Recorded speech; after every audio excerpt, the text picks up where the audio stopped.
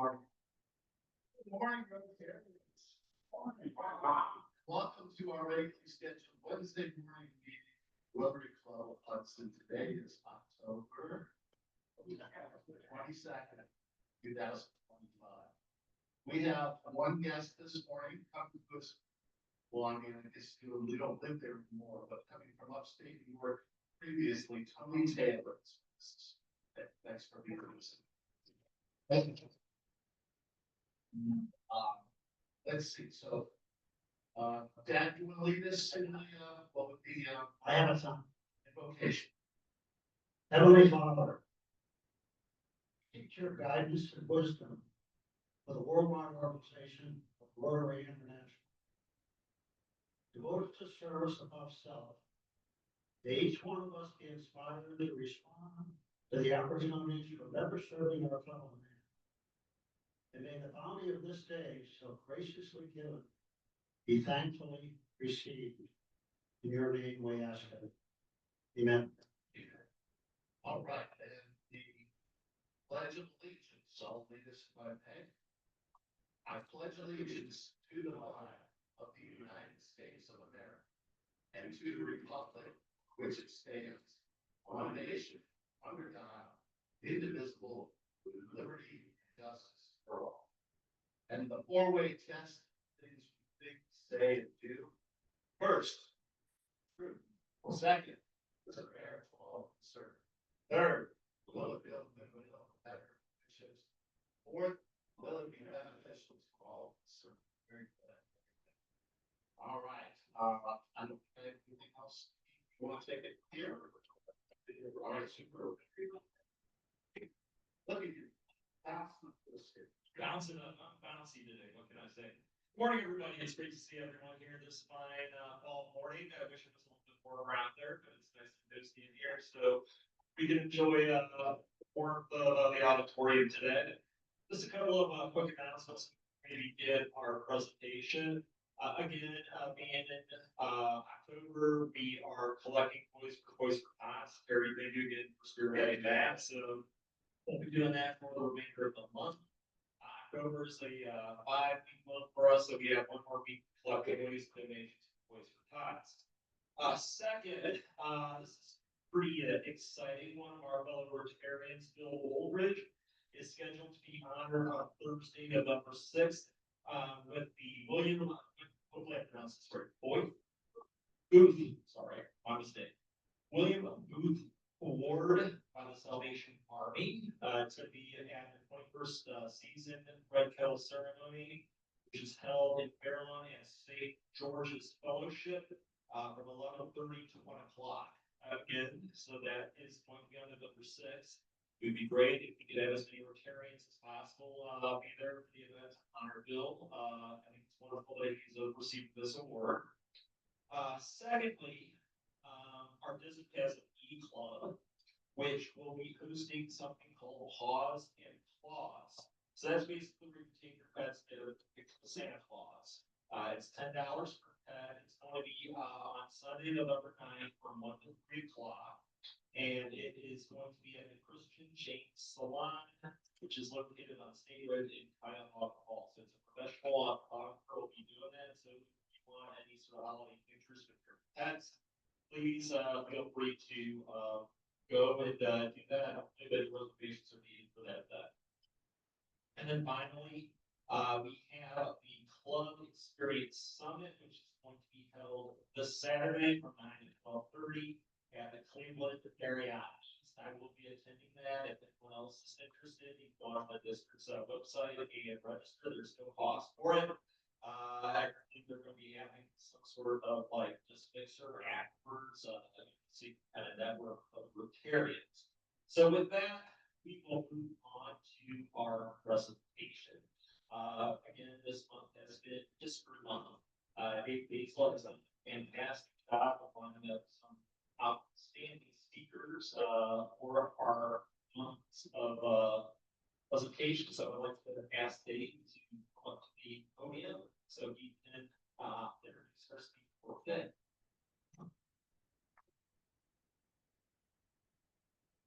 Thank you, President Keith. Today it is my great pleasure and honor to introduce our speaker, Kristan McMahon. Kristan has served as the president of the Robert H. Jackson Center since April of 2019. Justice Jackson was U.S. Supreme Court Justice, authored several significant opinions back in the 40s and 50s, and was also the chief U.S. prosecutor in a number of trials. She will be speaking about a portion of his life or legacy. Ms. McMahon is a former principal with Vetted Solutions, executive search firm specializing in association of nonprofit recruiting and consulting in Washington, D.C. She helped guide the transformational process of these executive searches. Previously, she was corporate counsel for Verizon in Arlington, Virginia, where she advised all business entities on a variety of antitrust issues, including deal analysis and compliance with antitrust competition laws. Before joining Verizon, she served as staff attorney for Howrey LLP, where she was part of the antitrust team, leading government investigations and litigations for numerous global Fortune 500 companies. She received her Bachelor of Arts in Journalism, Mass Communication, and Political Science from St. Bonaventure University. She received her JD from the Catholic University of America, Columbus School of Law, and a certificate from the Communications Law Institute at the Columbus School of Law for her special studies in communications law. Please join me in giving a warm Rotary welcome to our speaker this morning, Kristan McMahon. Good morning. Thank you. Can you hear me okay? Yes. Okay, great. All right. I'm going to share my screen because I do have a presentation. And of course, I made all of you smaller as opposed to share. Give me one moment. Because all she could see is the empty podium. Okay.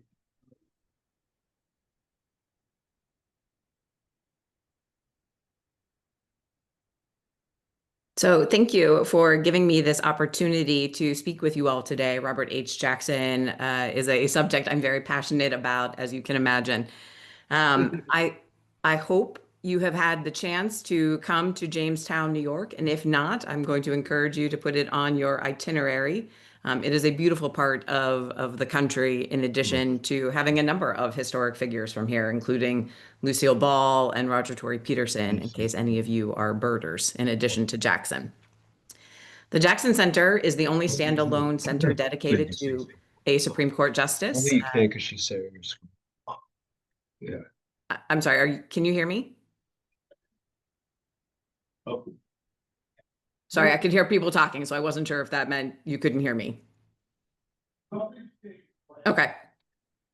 Education is the heart of everything that the center does. And so I always love these opportunities to talk to engaged and curious people. So I'm going to take you on a brief trajectory of Jackson's life, just to give you a little bit of a sense of who he was. But I'm mostly going to focus on his time at Nuremberg and how that lives in the world today. So hence the title of today's presentation.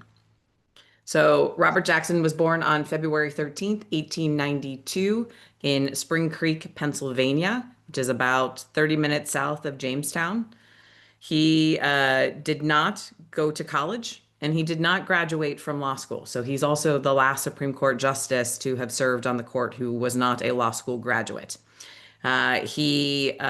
He did what's called reading for the law, which is something you can still do in New York State and Virginia and California and about 4 others, which basically meant he had a year of apprenticeship. Then he did go to law school for a year, and then he had another year of apprenticeship, and then he sat for and passed the bar. Now, part of the reason for this was because in New York State at the time, you had to be 21 years old in order to sit for the bar. And when Bob was doing his classes at law school, he was only 20. So that is why Albany Law School did not graduate him at that time. They gave him a certificate of completion instead. And then he came back to Jamestown to do another year of apprenticeship. And then when he turned 21, he sat for and passed the bar. Now, this is something Albany Law School rectified after he became a Supreme Court justice. And so he would sometimes cheekily sign his letters, Robert H. Jackson, class of 1941, matriculated 1911.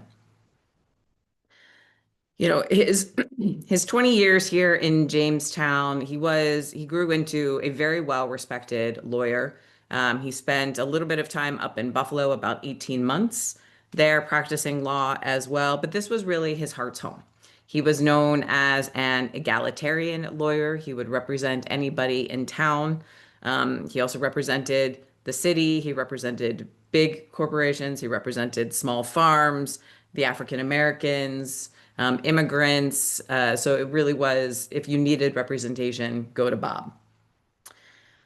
When he was in Albany for law school, he met two people who would become instrumental in shaping his life. The first is the woman who would become his wife, Irene Gerhardt, and they would marry and have two children, Bill and Mary. Bill also followed his father into the law.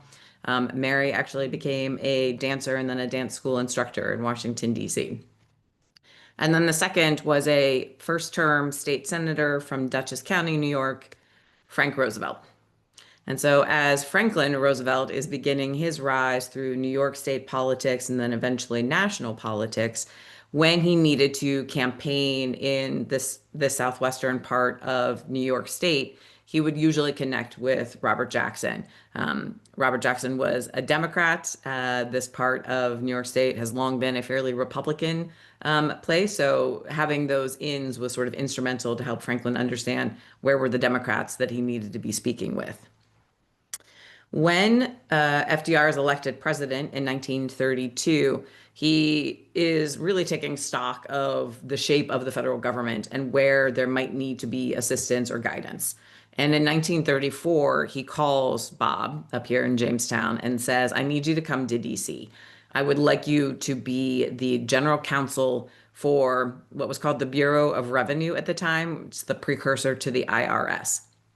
Now, Bob accepts this assignment, which honestly sounds like a part-time gig to him, but he keeps his law practice here in Jamestown for another couple of years and does a fairly regular commute between DC and Jamestown for those 2 years before realizing that, or before I guess acknowledging that DC is a more permanent opportunity than he might have initially thought. And part of that reason why is in the early 1930s here in Jamestown, he was earning about $30,000 a year as a lawyer, which is the equivalent of about $1 million a year today. So you can see why he might not be so inclined to give up his legal practice here.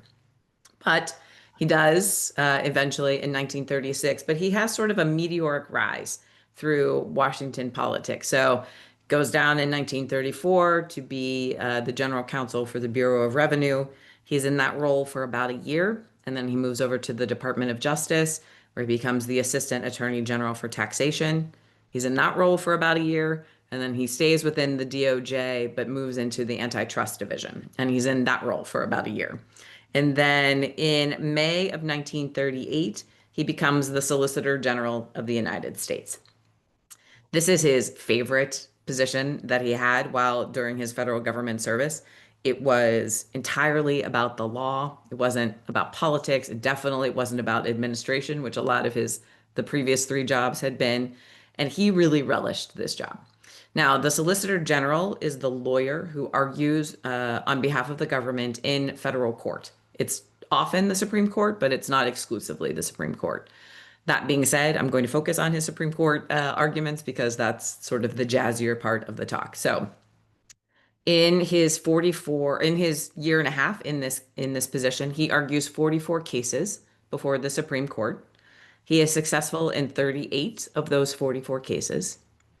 In one 10-day period, he argues 7 cases before the court, and at least twice in his tenure, he argues 2 cases on the same day.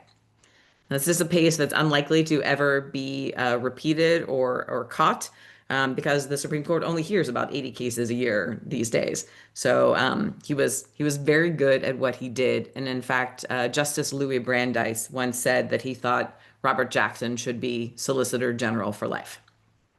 Alas, he's only in this role for about 18 months. And then in January of 1940, he becomes the Attorney General of the United States. And Means he basically moves into FDR's cabinet to be his chief legal advisor. Now, FDR and Bob had become friends over the years, but I think this was the position that really taxed their friendship. FDR really did not like to get out ahead of public sentiment, and he really wanted a lot of cover for his decisions that he thought might be somewhat controversial. And that's not the kind of lawyer that Robert Jackson was. So the president would ask him for advice. Bob would lay out the options and then sit back and wait for the president to make a decision. And so the president never really had the cover to say, well, my attorney general told me I could do this, because that wasn't how Bob gave advice. He's in this role for, again, just about 18 months. While in this time, so this is January of 1940 through July of 1941. This is also the time, obviously, Europe has started into World War II, and the Allied powers, especially Winston Churchill, are clamoring for help and support from the United States. The US at this time frame is an isolationist country.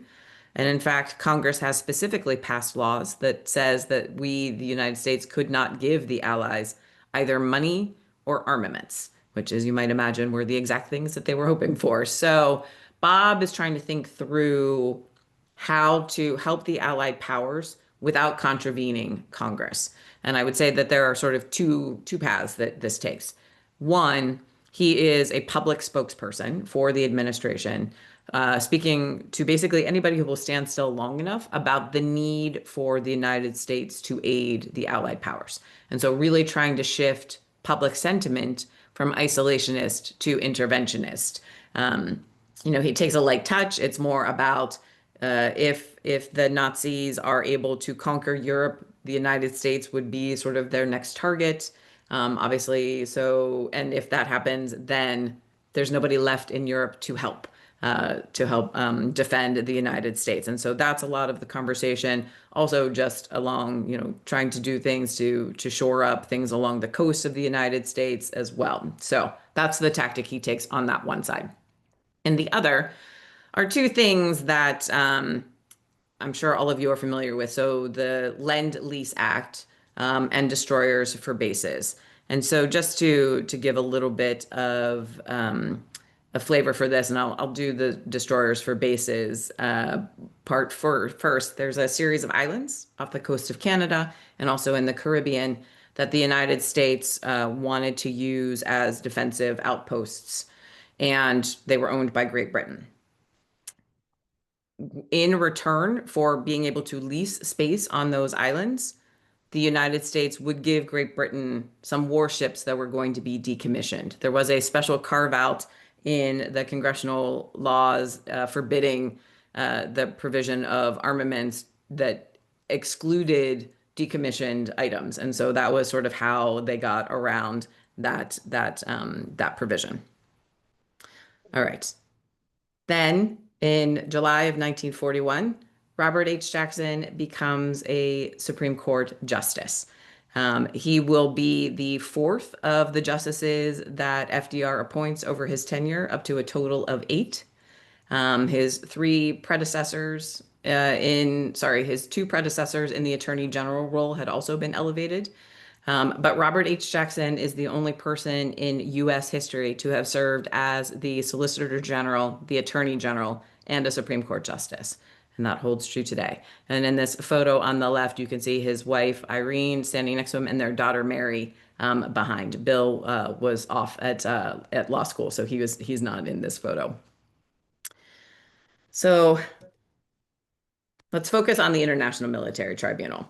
And Jackson, for all of you Jeopardy watchers, is the answer to a few of Jeopardy questions. So I thought I would use one here. FDR dies in April of 1945, and he's done really a terrible job of keeping Vice President Truman in the loop on anything related to World War II. Truman is now the president, and he's trying to figure out everything from the nuclear weapon side of things to what ideas did FDR have for the world after the war was done. Now, Bob Jackson and FDR have had a lot of conversations about this over the years. It is the Second World War in both of their lifetimes. It is the second time Europe has been pretty much decimated from an infrastructure and people perspective. And Bob is really trying to think through, could you use the law to make war illegal? Just completely stop us from doing this. Or at a bare minimum, help leaders of countries understand that the consequences to going to war will be so severe that they will try almost anything else before they get to that point. You know, from Truman's perspective, Jackson had a couple of things that recommended him for this thinking. One, he'd been a litigator. Two, he'd been a senior government official in the FDR administrations, and he had also done a lot of policy work. And as Truman and Jackson are getting to know each other in this, they also see a lot of themselves in each other. So, for example, they're both rural country boys. Neither one of them went to college. And in all of the conversations that Jackson has with Truman about what comes next, he never once mentions the word vengeance. He's completely focused on justice. And that really appeals to Truman. So on May 2nd of 1945, Truman appoints Robert Jackson as the chief of counsel for the United States, period. Because at that point, we don't really know what comes next, and Robert Jackson has to be part of what designs that, who designs that. Truman is the first to appoint someone to this type of position, and he also is hoping that this will encourage the other Allied powers to appoint someone of a similar legal stature.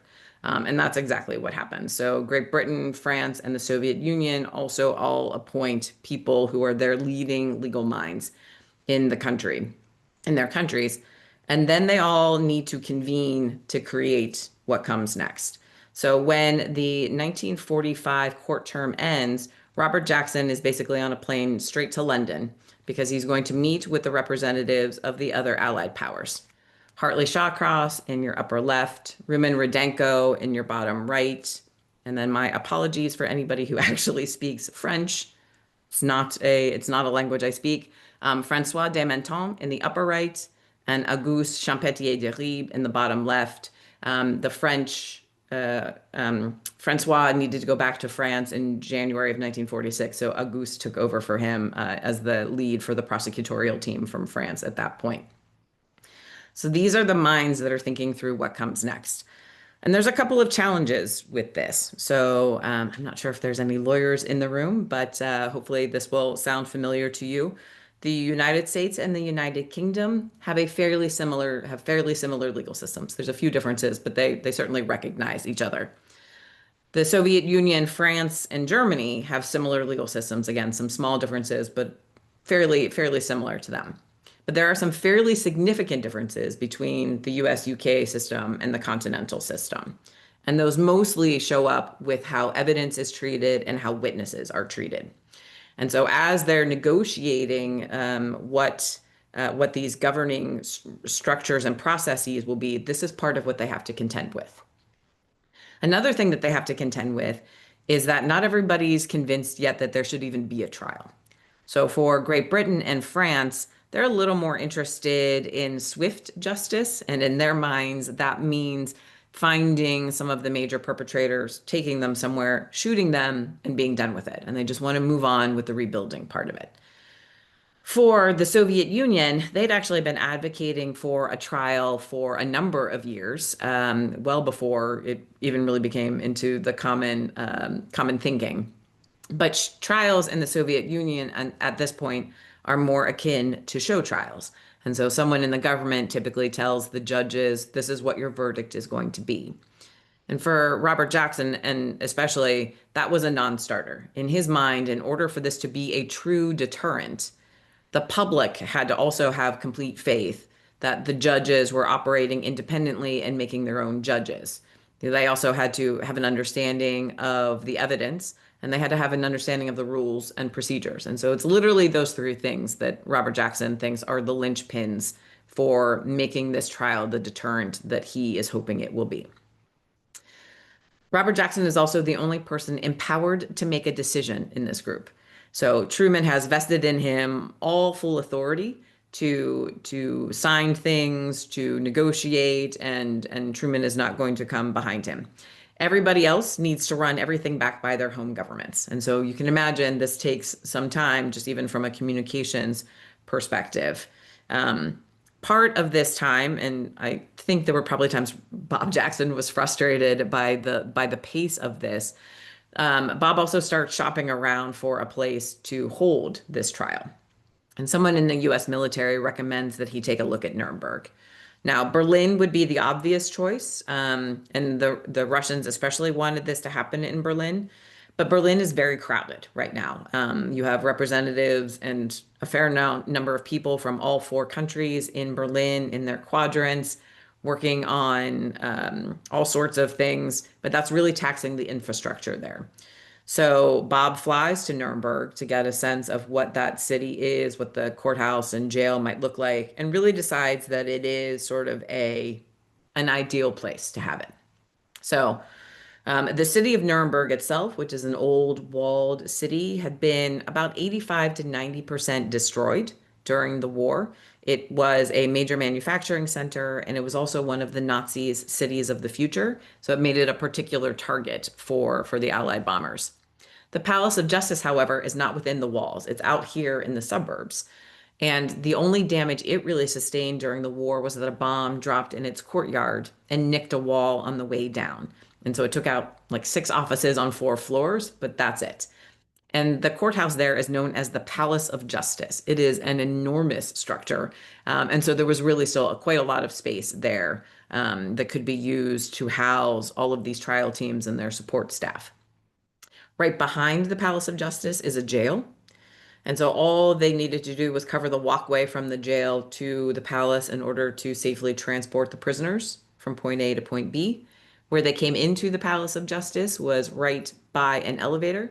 They modified the elevator to be able to carry 3 prisoners and 2 guards up. So it wasn't also like you had a long wait to transport the prisoners up to the courtroom. And where they came out in courtroom 600 was right into their dock. So in terms of prisoner transport, about as secure as you could make it. Another thing that I think was attractive to Robert Jackson about Nuremberg is that Nuremberg was the site of the Nuremberg laws that the Nazis had promulgated originally that had stripped the Jewish people of their privileges, their rights, and eventually their personhood. So for him, it was also a nice bookend to this. So Nazism started here, and we're going to end it here as well. So Bob ends up taking a 15-month leave of absence from the court in order to do all of this. When he was initially approached about it, he was given the understanding that, and this was before Hitler had committed suicide, he was given the understanding that it likely would be Hitler and maybe his top 2 lieutenants who would be on trial. He was also given the understanding that cases had already largely been developed, so he would really just be stepping into the role to prosecute. And certainly by the time he got to London, he realized that none of that was true. And so really working through what this could look like, he said, he described it as the hardest thing he's ever had to do. And I want to read you a few words of his. It is the first case I have ever tried where I had to first persuade others that a court should be established. Then I had to help negotiate its establishment. And when that was done, not only prepare my case, but find myself a courtroom to try it in. And so, we take for granted that this was going to happen because it did. But there's quite a number of times during this whole process where this really looked like this was going to fall apart. But we finally get to the London Charter and Agreement on August 8th of 1945. And this is what defines the processes. It defines the number of judges, how the prosecutor and defense will function. It also describes the 4 crimes: crimes against peace, crimes against humanity, war crimes, and then a conspiracy to commit one of those 3 crimes. Now, for Jackson, and therefore for the United States, that conspiracy crime was one of the most crucial crimes in his mind, because that's really how you got to the idea that this is a concerted effort. I think prior to this time, we're probably all familiar with the tenet of the person who gave the order couldn't be held accountable because they didn't carry out the order, and the person who carried out the order couldn't be held accountable because he was just following orders.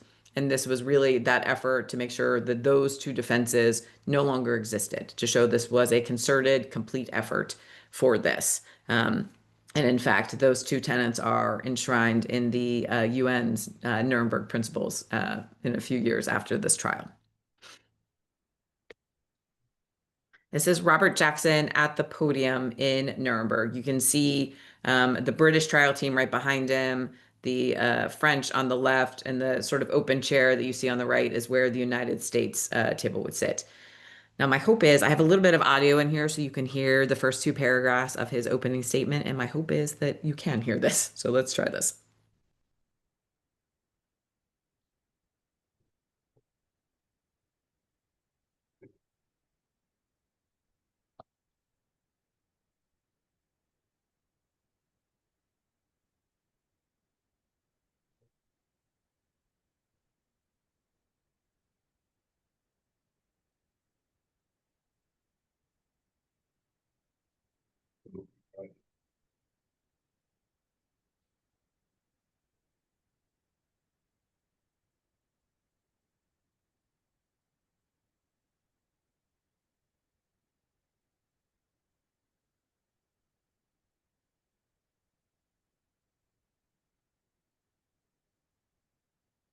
So, but we'll see. Just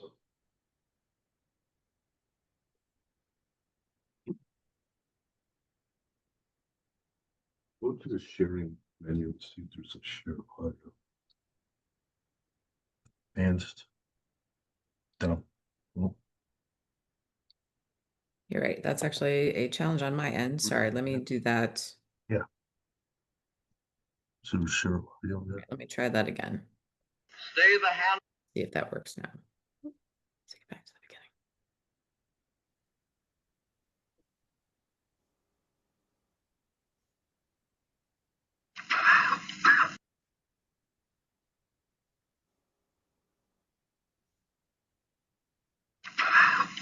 For the United States of America. It doesn't sound like it's sharing.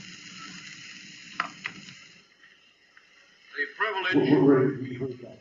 Okay. opening Well, the first my trial in apologies that the history sound isn't coming through. crimes Let me against the just share peace with of the you that world We're hearing it right now. imposes Robert a grave Jackson responsibility. knew that the world was The listening to wrongs this. which we And seek so to his condemn opening statement, and which was punish 3.5 hours long from start to finish have and been took so him nearly a calculated, full day to deliver because of so the pace malignant and he so needed to speak devastating for the translators, for the that interpreters, civilization cannot tolerate their being was ignored really laying out the because why it this cannot trial was happening. survive And their there were being some repeated. critiques of this, that this was Victor's That justice, four great that nations, these crimes did not flushed with exist victory prior to the war, and so and how could stung with they be held injury, accountable for them? stay the hand of vengeance, And so his opening statement really and addresses all voluntarily of this and submit talks their through that this captive is a enemies justice mechanism, that this to the isn't about judgment of the law, vengeance. He talks through some of is one of the the most crimes significant that tributes will likely come to that the power surface during has the course ever of the paid trial, to reason. and really lays out for the world why this is happening. This trial is more than 200 days. The prosecution starts on November 21st with the opening statements of 1945 and goes through the end of February of 1946. And then the defense picks up beginning of March of 1946, and that runs through basically the middle of July of 1946. Each of the defendants had their own defense counsel. Each mounted a vigorous defense. There was also one defendant, Martin Bormann, who was tried in absentia, and he had his own defense counsel who put on his own case for him. The press described this as an exceptionally boring trial because it was so document heavy. The lawyers had determined that one of their main goals was to really create an unimpeachable record for this. And so it was a lot of, please tell me what this document is. And the German would respond, walk through some of the particulars of the document. It's a transport order from this camp to this camp. How many people were involved? Does it say what the ultimate disposition of those people were when they arrived at the camp? So that's a lot of what this trial was. This trial was the audio for this trial. Every day was recorded on records. Actually, some of them were found in the basement of the United Nations about 8 or 9 years ago.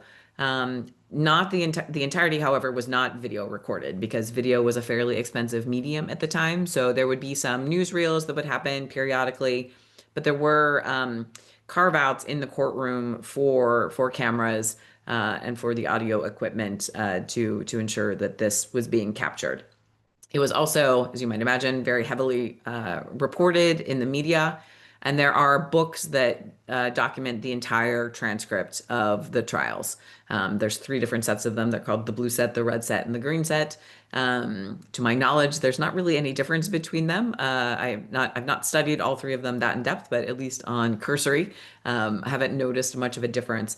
But I will say for something like Jackson's opening statement, he provided to them a print version of it, which is what is enshrined in those books. But what he delivered at the podium was actually a little bit different. And so it really is one of those things where you need to both listen to and read the transcript at the same time to see where the differences are.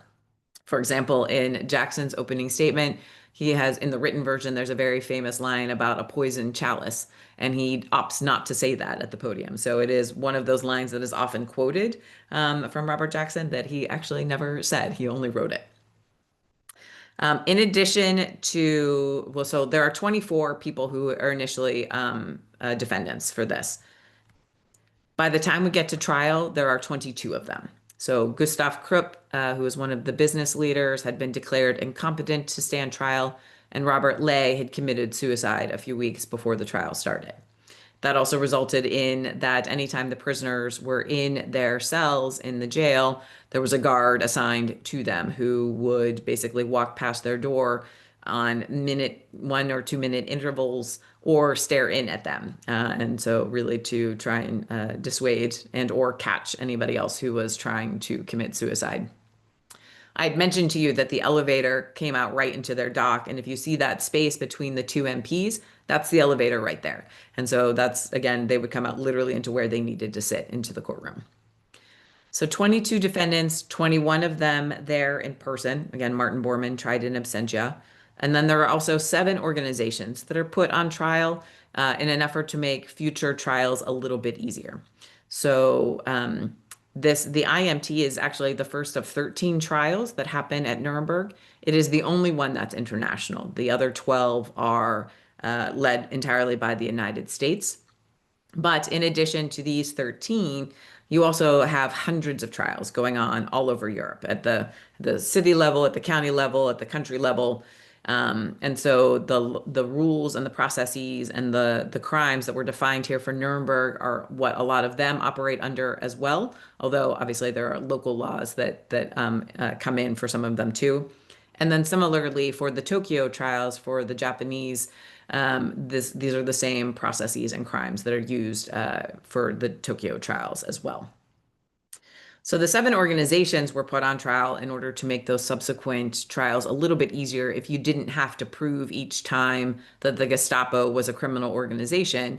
All you had to do was prove that this person was a member of the Gestapo. That made a prosecutor's life a little bit easier. Now, out of the 7, 4 of them were declared to be criminal organizations, so 3 of them were not. So you did still have some of that going forward, depending on what they were being prosecuted for. Out of the 22 defendants, 19 of them were found guilty. This is usually where I ask for a little bit of audience participation, but since I can't see you all, I figured I would just tell you. Of the 19, 12 are sentenced to be hanged. 10 of them are actually hanged.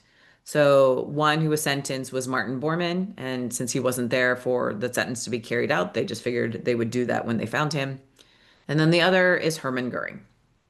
Hermann Goering had petitioned the court to be shot rather than hanged because he did not think a hanging was a dignified enough death for someone of his military stature. The court denied that request, And about 2 hours before his sentence of hanging was scheduled to be carried out, he committed suicide via cyanide pill.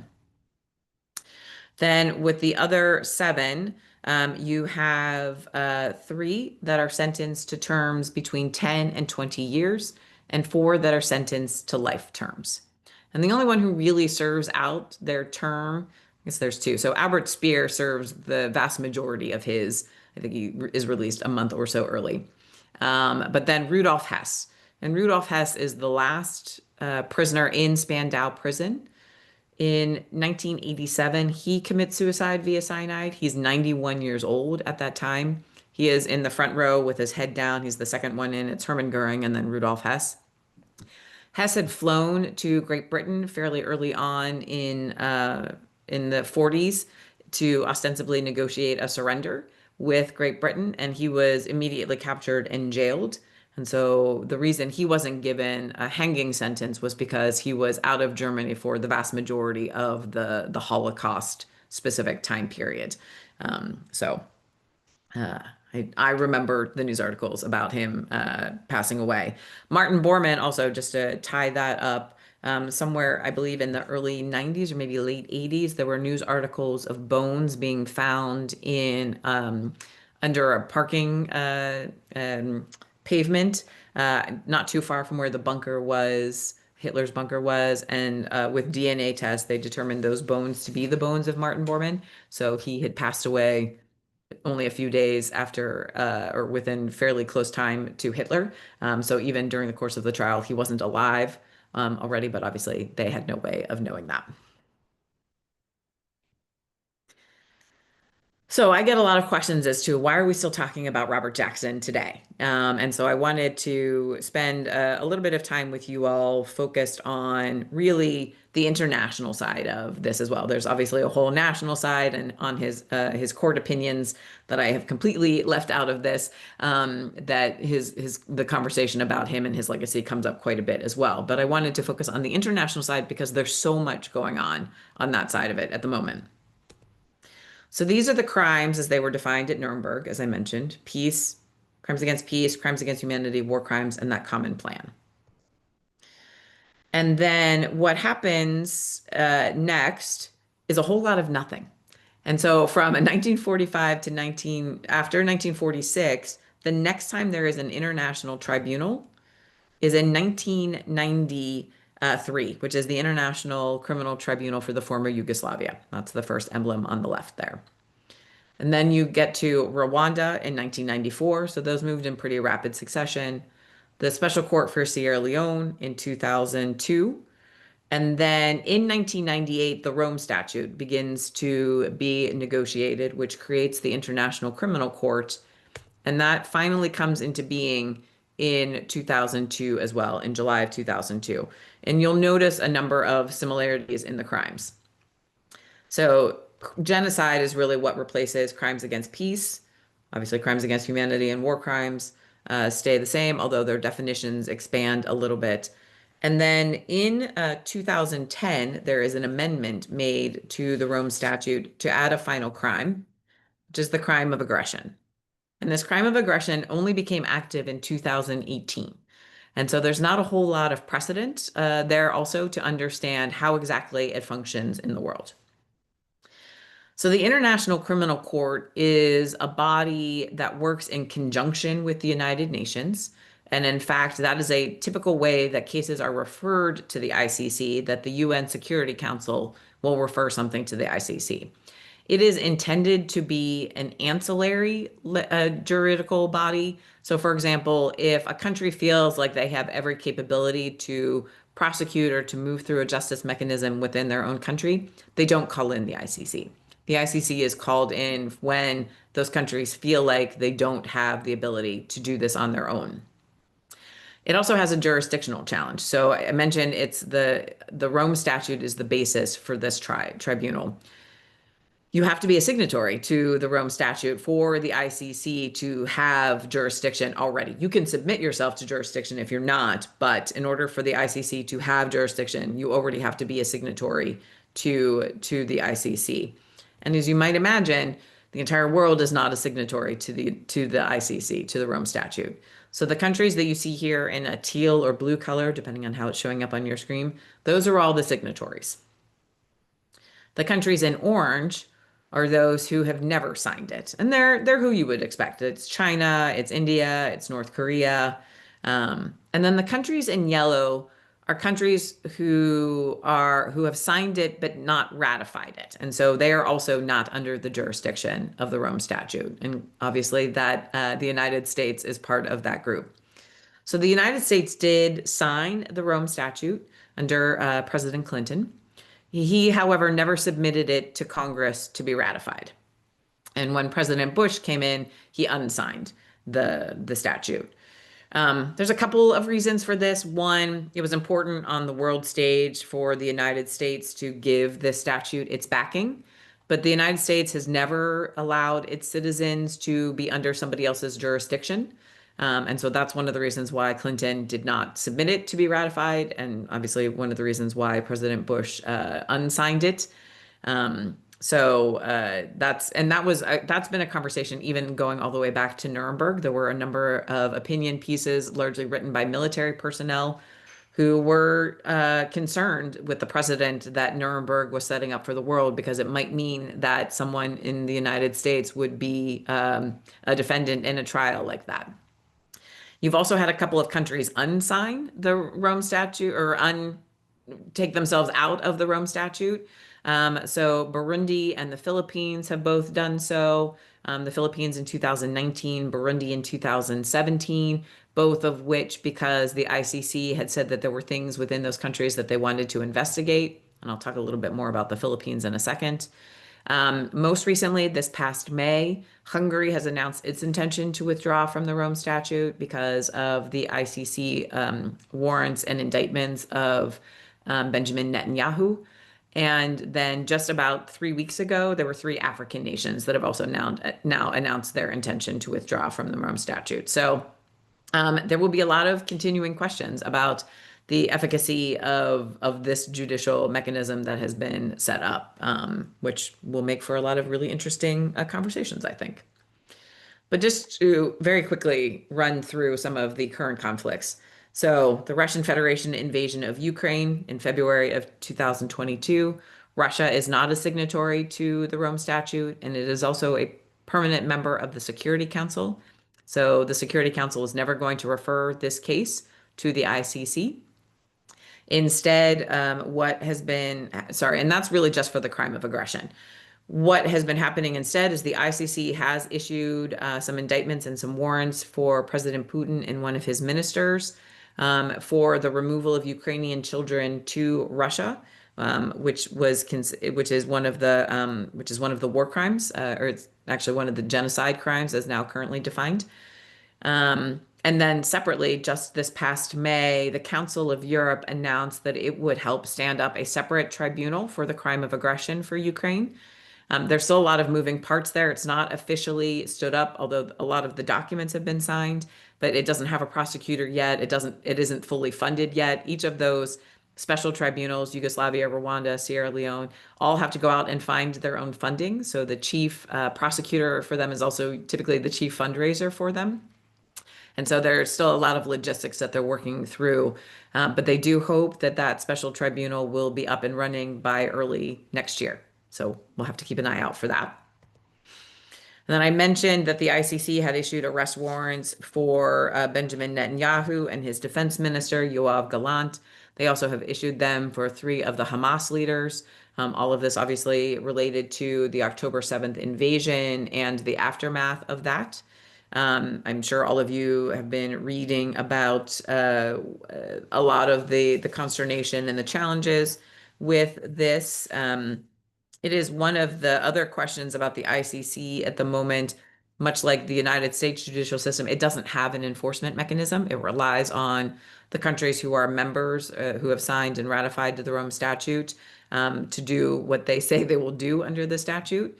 And there have been 2 countries this year, Germany and the United States, who have already said that they would not allow, in both instances, President Putin and Benjamin Netanyahu to be arrested while they were visiting those countries.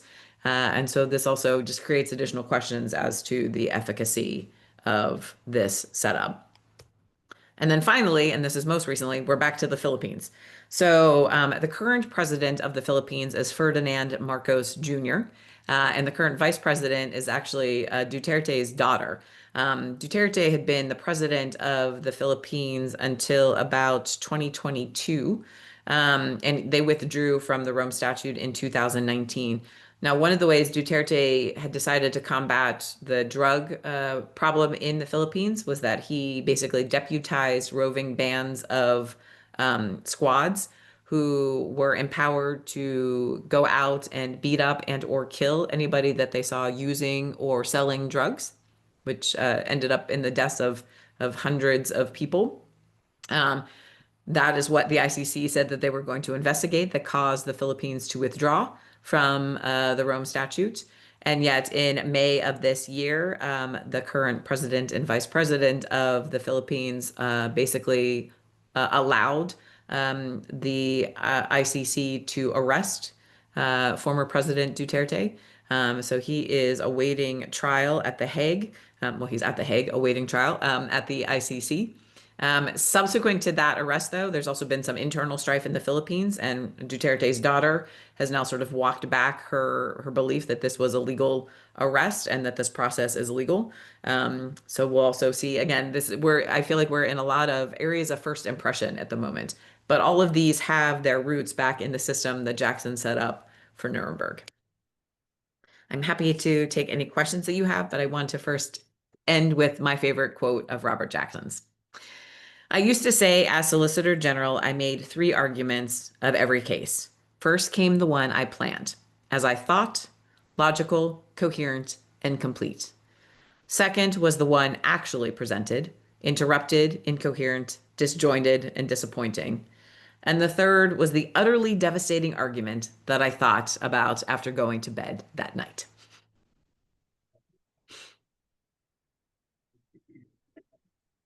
Thank you so much for a truly engaging presentation. Questions from the audience?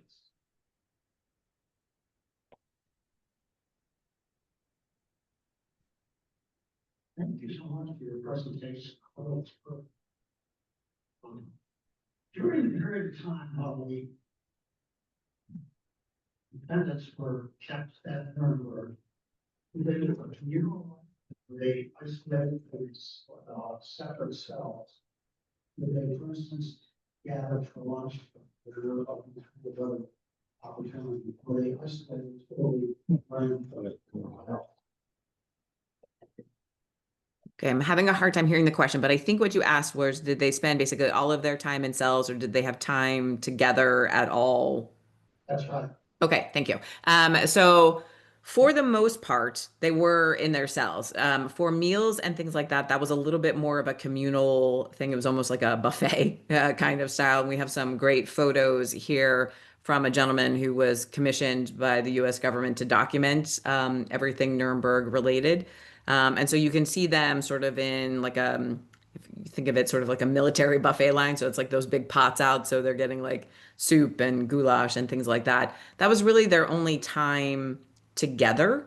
And even that was heavily guarded. So there wasn't a whole lot of uninhibited conversation there. They could talk to each other while they were in their cells, and there are definitely reports of them sort of yelling at each other, saying things, and or being able to overhear people talking to themselves. But they didn't once they were formally incarcerated, they didn't really have time together.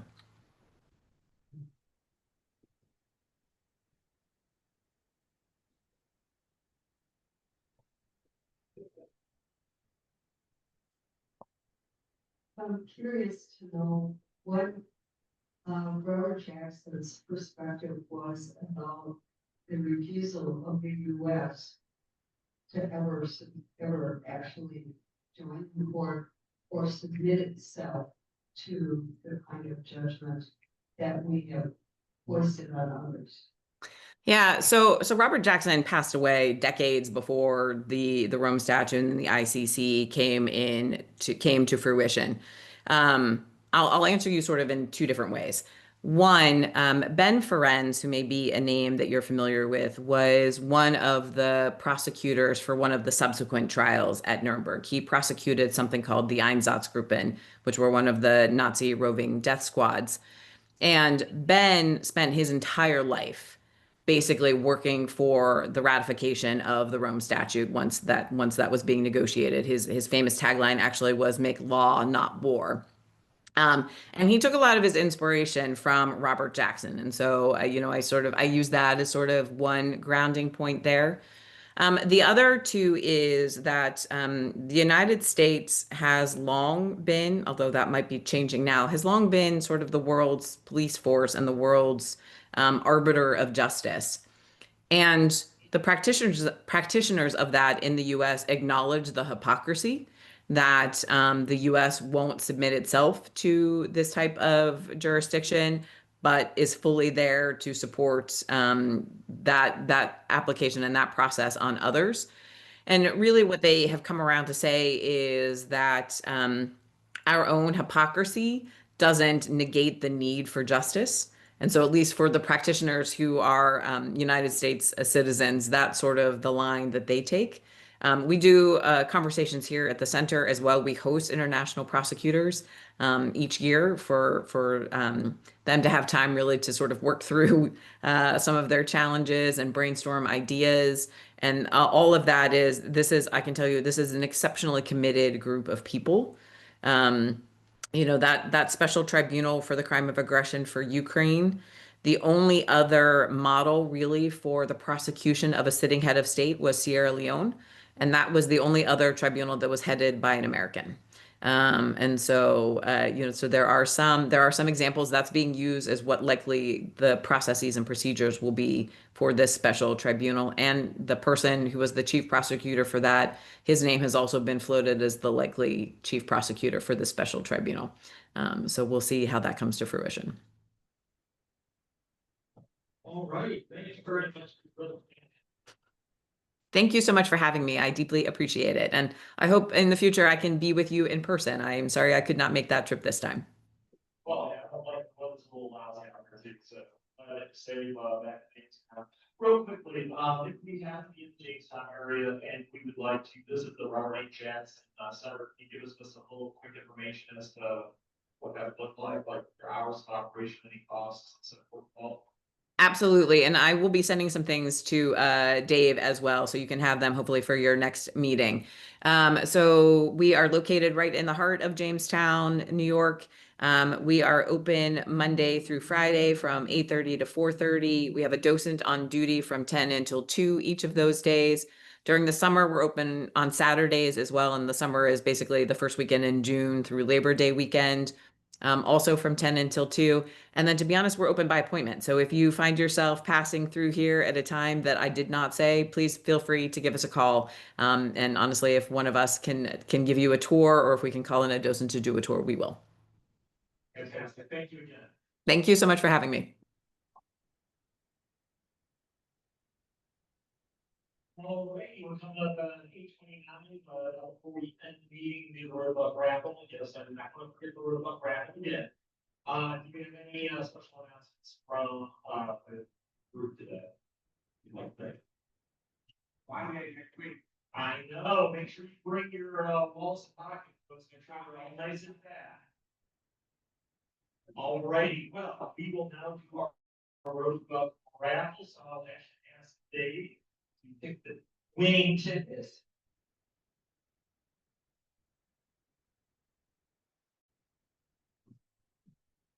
0231. That's a buck, baby. Yeah, okay. This client. Let me go by one. Okay. I'll just do that. Run under your ticket. Do it quick, quick, quick. And,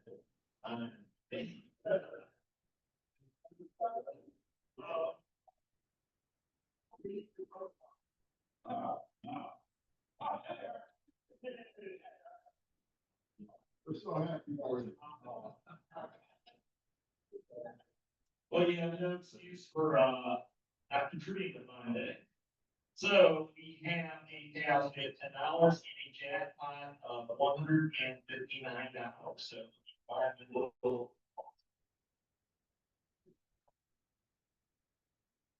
All right, come on, Andy. Go for it. Oh, you're close to this card. All right, so the hunt continues for the Magic Planet world. All righty, so to end our meeting with, I was keeping it reminded. All right, so the end of the meeting with our quote for the week, in keeping with our history with World War II. Never give in, never give in, never, never, never. In nothing great or small, large or petty. Never give in except the convictions of honor and good sense. That's from Winston Churchill. So, our meeting is adjourned.